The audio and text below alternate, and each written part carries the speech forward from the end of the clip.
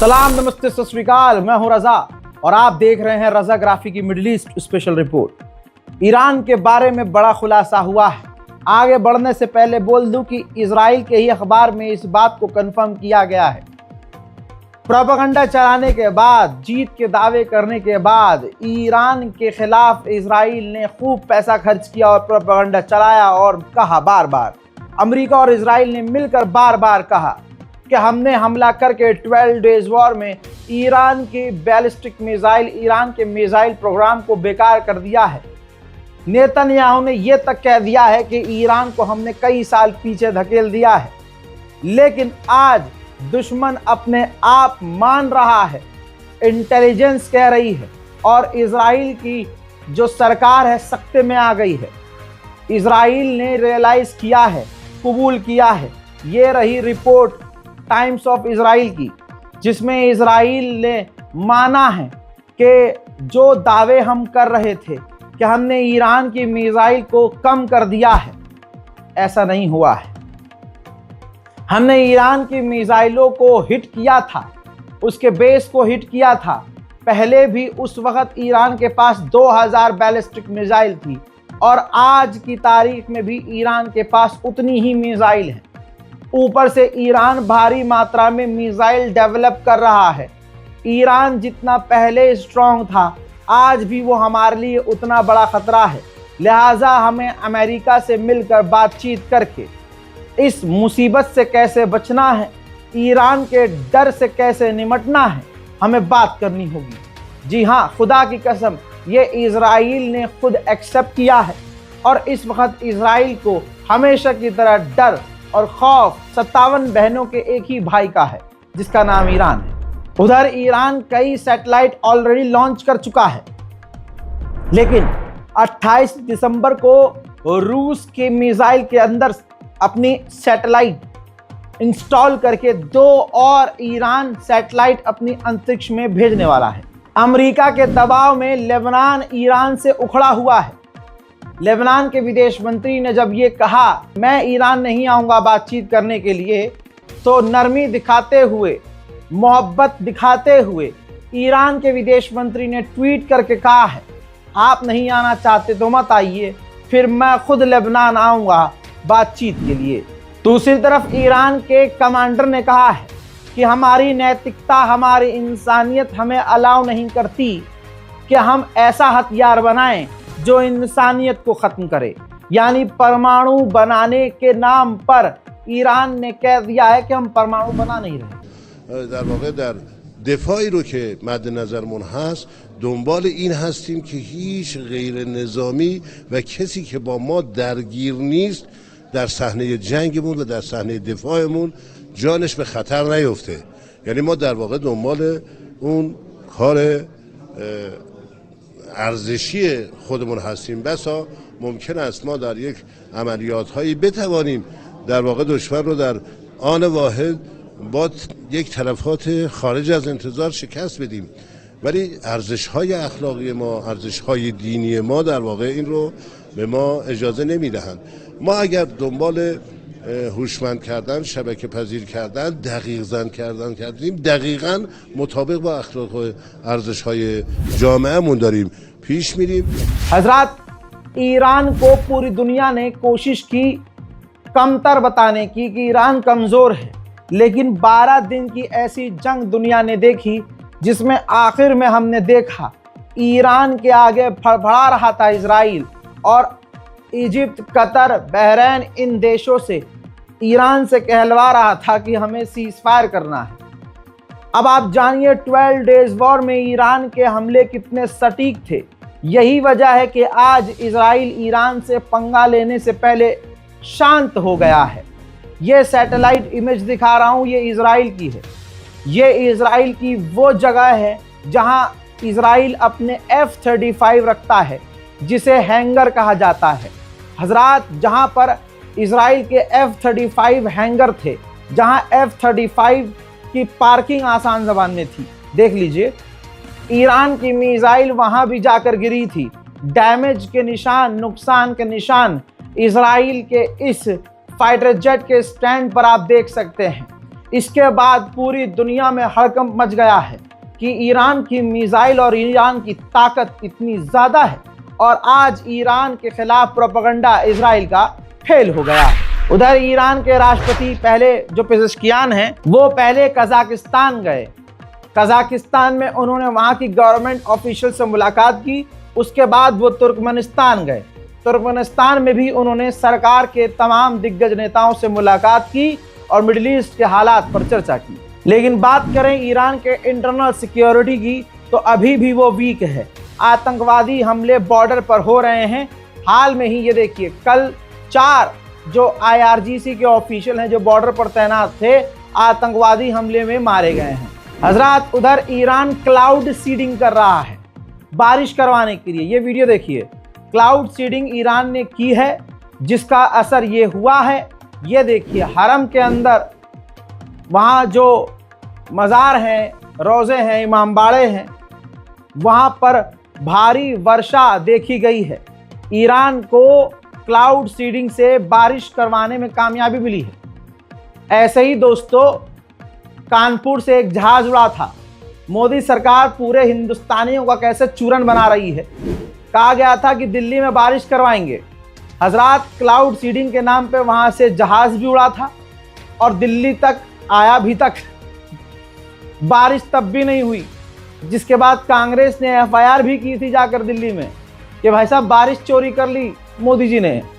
ये तो हाल है। फ्रॉड जहां होता है, जिस देश का प्रधानमंत्री झूठ बोलता है, उस देश में यही होता है। खबर ये आ रही है कि ईरान के विदेश मंत्री अगले हफ्ते रूस से मिलने के लिए, रूस के अधिकारियों से मिलने के लिए रशिया का दौरा करेंगे। ईरान के परमाणु वैज्ञानिक फखरीजादेह, उनका असैसिनेशन आपको याद होगा। कहा गया था कि उनको रोबोट से और ऐसे मरवाया गया था, उनके ही घर के बाहर उनको कत्ल करवाया गया था। इन्वेस्टिगेशन के बाद ये ईरान के ऑफिशियल हैं, इन्होंने बड़ा खुलासा SNN ईरानी न्यूज़ चैनल पर कर दिया है। दुनिया को बताया है कि मोहसिन ज़ादे का जो कत्ल किया गया था वो इजराइल ने, उन्हीं के साथ काम करने वाले ने धोखा दिया था। 25 दिन के लिए वो व्यक्ति किसी तीसरे देश के रास्ते इजराइल गया था और इजराइल वो ट्रेनिंग लेकर आया था। आगे कमांडर ने ये भी बताया कि इजराइल ऐसे ही पैसा खर्च करके हमारे लोगों को कत्ल करवाता है और फखरीजादे को मरवाने के लिए 25 मिलियन यूरोस का खर्चा किया गया था और हमारे अपने ही लोगों से गद्दारी करवा के इजराइल हमारे अपने लोगों को कत्ल करवाता है। यानी कमांडर ने ये बात तो बता दी। इस बात से रज़ाग्राफी की ये भी बात क्लियर साबित होती है कि ईरान की इंटरनल सिक्योरिटी आज भी कमज़ोर है। उधर नेतन्याहू इस वक्त मीटिंग कर रहे हैं लेबनान को लेकर कि लेबनान के साथ क्या करना है। अंदाज़ा यही है कि लेबनान पर बड़े हमले की तैयारी हो रही है। उधर लेबनान के हिजबुल्लाह ने निंदा की है अपनी गवर्नमेंट की कि जो हमारी गवर्नमेंट इजराइल के ऑफिशियल से मुलाकात कर रही है, ये बर्दाश्त नहीं किया जाएगा। हजरात, आज जो इजराइल पूरी दुनिया में अपनी फर्जी ताकत के दम पर उछल रहा है, ये उसकी खुद की ताकत नहीं है। मेरे दोस्तों, मैं आपको बता चुका हूं कि इजराइल की ना खुद की ज़मीन है, ना उसके हथियार है, ना उसका पैसा है। हाँ, टेक्नोलॉजी में वो आगे बढ़ा है, लेकिन अमेरिका के फंडिंग से। आज भी अमेरिकी हथियारों पर उछलता है इजराइल। दोस्तों, इस बारे में आपको एक हादसा बताना है। आज जो हवाई ताकत इजराइल की बहुत ताकतवर मानी जा रही है, ये ताकत इजराइल ने रूस से चुराई थी। जब इतिहास में जब 6 डेज वॉर नहीं हुई थी, उससे पहले सोवियत संघ के ज़माने में जब पूरी दुनिया में अमेरिका से और इजराइल से ताकतवर हवाई ताकत रूस की थी, तो रशिया के फाइटर जेट को किस तरह से इजराइल ने अरबों रुपया खर्च करके चुराया था। रज़ाग्राफी सोशल पर जाइए, वो वीडियो मैंने रज़ाग्राफी सोशल पर अपलोड कर दी है। सब कुछ इसके अंदर बताया है सबूत के साथ। तो रज़ाग्राफी सोशल पर जाइए, वीडियो को ज़रूर देखिए। उस वीडियो का लिंक मैंने डिस्क्रिप्शन में डाल दिया है और कमेंट सेक्शन में भी उस वीडियो का लिंक मैंने पिन कर दिया है। क्लिक कीजिए और देखिए। वहीं सीरिया के माउंट हेरमोन पे अभी भी इजराइल मौजूद है। ये देखिए, जो लोग जोलानी को पसंद करते हैं उनका मुंह यहाँ पर बंद है कि जोलानी के रहते हुए माउंट हेरमोन पर जहाँ इस वक्त बर्फबारी हो रही है, इजराइल अपनी सेना भेज रहा है और वहाँ उसने पूरी तरह से कब्जा कर लिया है। बशर अल असद को गरियाने वाले मुसलमानों के मुंह पर तमाचा है ये। बशर अल असद जैसा भी था, लेकिन उसने इजराइल और यहूदियों का सफाया कर दिया था, खाली कर दिया था सीरिया। आज जब जोलानी सरकार बन गई है तो जोलानी सरकार ने सीरिया के अंदर 2 यहूदियों की प्रॉपर्टीज को रिस्टोर कर दिया है, दोबारा से चालू कर दिया है। और ये देखिए, जो सीरिया के जो रब्बी हैं, इजरायली रब्बी, वो सीरिया के जोलानी के अधिकारियों से जाकर मिले हैं।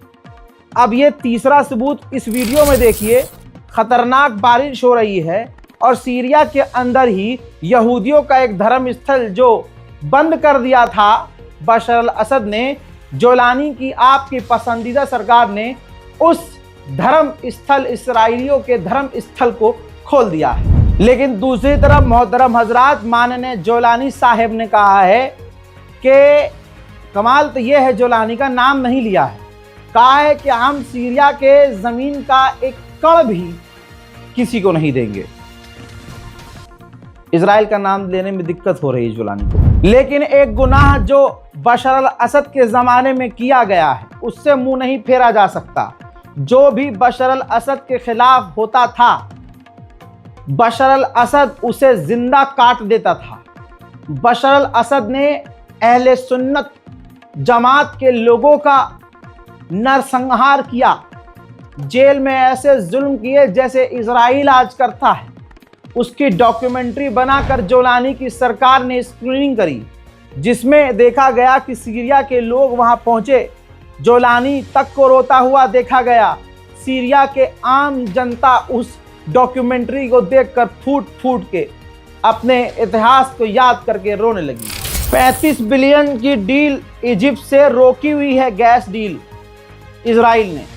और इजिप्ट ने 3 दिन पहले ही कहा था कि हम नेतन्याहू से बात भी करेंगे और आगे डील पर भी हम बात करेंगे और इजराइल की बातों को समझेंगे भी। बस इजराइल जो है गैस डील अप्रूव कर दे और गाजा के कुछ कुछ इलाकों से बाहर निकल जाए। हजरात, अपडेट यह है कि वो $35 बिलियन की डील इजराइल इजिप्ट के साथ अप्रूव करने वाला है। तो यहाँ आप इजिप्ट का घिनौना चेहरा ये देखिए। उसके लिए गाजा, फिलिस्तीन, वेस्ट बैंक ज़रूरी नहीं है, उसके लिए डील ज़रूरी है हजरात मोहतरम। इसीलिए उलमा हजरात और हमारे आइम्मा फरमा के गए हैं, जिस इंसान को दीन छोड़कर दुनिया से लगाव हो जाए तो वो दीन से दूर हो जाता है। यमन के हूथीज ने यूएन के स्टाफ मेंबर को किडनैप किया हुआ है, तो अमेरिका ने हूथीज से मांग की है कि यूएन के स्टाफ को तुरंत प्रभाव से रिलीज कर दिया जाए। स्विट्जरलैंड के सिंगर जिनका नाम नेमो है, पिछले साल वो यूरोविजन के विनर थे, उन्होंने अपना अवार्ड वापस कर दिया है क्योंकि यूरोविजन ने इजराइल को अलाउ कर दिया है कि यूरोविजन में भाग ले सकता है इजराइल। उधर हजरात, इजराइल के अंदर ये तस्वीर देखिए, ट्रांसफार्मर में धमाका हुआ है, आग लग गई है, जिसके बाद वहां माहौल थोड़ा सा भगदड़ जैसा हो गया था। इराक ने 1 हफ्ते पहले हिजबुल्लाह और हुथीस को टेरर लिस्ट में डाल दिया था।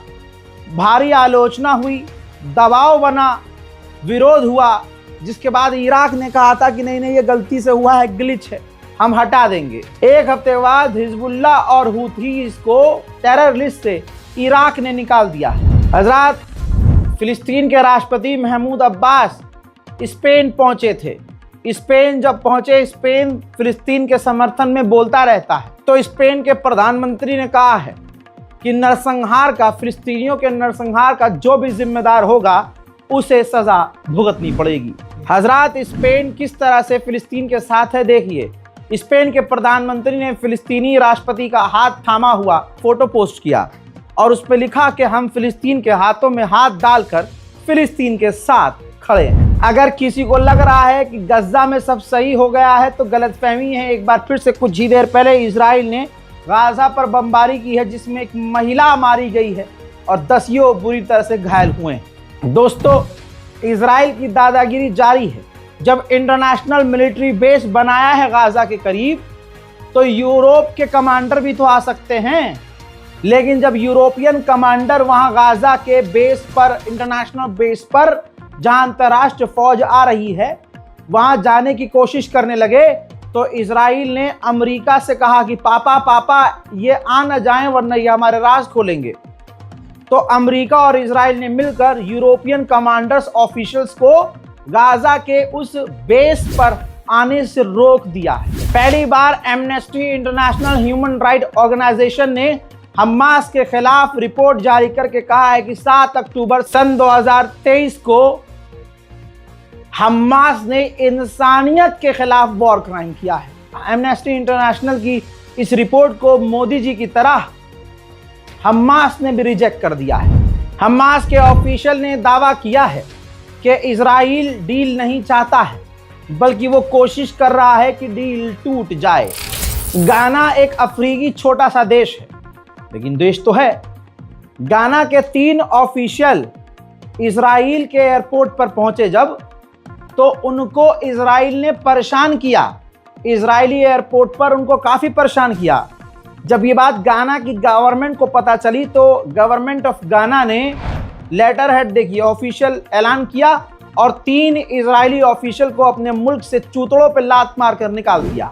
उधर अमेरिका और अरब के दबाव के बाद इजराइल राजी हो गया है कि गज्जा की मलबे की सफाई के लिए हम गाजा को 1 बिलियन शाकेल देंगे। हजरात, यूएन ने वार्निंग जारी कर दिया है कि गाजा के अंदर बाढ़ आने वाली है। तूफान और बाढ़ की वजह से जो घर जर्जर हैं, जो ज्यादातर हैं, वो बिल्डिंग्स गिरने वाली है और गाजा की बची कुची पॉपुलेशन 40% मुसीबत में पड़ने वाली है। गाजा के अंदर जिस बहन के साथ हम कांटेक्ट में हैं मुसीबत में, वहां से रिपोर्ट मेरे पास भी यही है कि भाई दिक्कत बहुत है। पानी तो साफ छोड़िए, खाने पीने की अब दिक्कत हो रही है। उन्होंने बहुत सारी तस्वीरें मुझे भेजी हैं, लेकिन मैं दिखा नहीं सकता हूं, महिलाएं उसके अंदर हैं, मना किया है मुझे, भाई मत दिखाइएगा। लेकिन बस इतना कहूंगा कि इस बारकोड का इस्तेमाल कीजिए। बारकोड नहीं तो नीचे अकाउंट डिटेल है, इस्तेमाल कीजिए। आप किसी भी यूपीआई ऐप के जरिए डायरेक्ट बैंक ट्रांसफर करके गाजा के लिए अगर दिल में आपकी कुछ आ रहा है तो मदद भेजने की कोशिश कर सकते हैं। बाकी नियत साफ हो तो अल्लाह जरूर साथ देता है, और कुछ नहीं कर सकते तो दुआ सबसे ज्यादा जरूरी है। दुआ से ऊपर कुछ नहीं है, न जाने किसकी दुआ लग जाए। अमेरिकी सेनेटर ने बहुत बड़ी बात कही है। कई बातें इसमें मानने वाली नहीं है, लेकिन कही है। यह अमेरिकी सेनेटर है, जेरूशलम पोस्ट है। साफ कहा गया है अमेरिकी सेनेटर के द्वारा कि चाहे बिन सलमान मर जाएं, मारे जाएं, तब भी वो फिलिस्तीन के बिना डील नहीं करेंगे और फिलिस्तीन को मान्यता दिए बिना कुछ जब तक फिलिस्तीनियों को अच्छा नहीं मिल जाता, सऊदी अरब डील नहीं करेगा। उधर यही बात आगे बढ़ाते हुए उन्होंने कहा कि सऊदी अरब को जो F-35 की डील मिल गई है, इस पर बिन सलमान को मान जाना चाहिए। अब बिन सलमान का जो साइड है, क्या सच में बिन सलमान फिलिस्तीन को मान्यता दिलाए बिना इजराइल से नॉर्मलाइजेशन नहीं करेंगे? यह बात मानना मुश्किल है, क्योंकि दूसरे एंड पर मोहम्मद बिन सलमान इजराइल से डील के लिए राजी हैं। बस वो अटक इसलिए रहे हैं क्योंकि अगर उन्होंने डील कर ली तो अरब की आवाम ही बिन सलमान के खिलाफ हो जाएगी, वरना बिन सलमान तो एक टांग पे तैयार है। हजरात मोहतरम, middle east special detail report में इतना ही। इस रिपोर्ट को शेयर करना मत भूलिएगा। अपनी राय कमेंट सेक्शन में लिखिए और दुआओं में हमें याद रखिए। जय हिंद।